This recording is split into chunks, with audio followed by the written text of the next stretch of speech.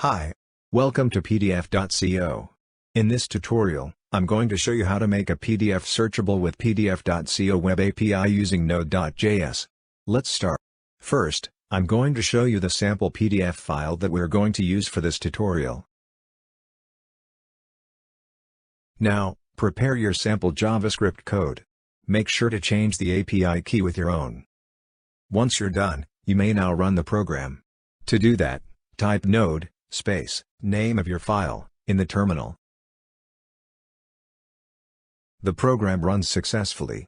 As you can see, the output file is named result.pdf. Let's open the result PDF and check if the output has been converted into a searchable PDF. That's all for this tutorial. We have a lot of tutorials on our YouTube channel. Just search for PDF.co. Don't forget to subscribe and hit the notification bell icon. Thank you for watching.